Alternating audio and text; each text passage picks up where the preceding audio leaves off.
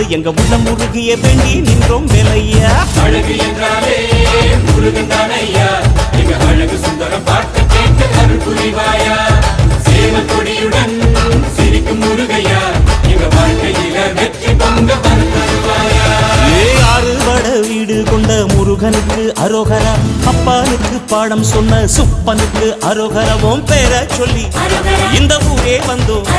உன்னை தேடி வந்து எங்க உள்ளம் முருகிய வேண்டி நின்றோம் வேலை.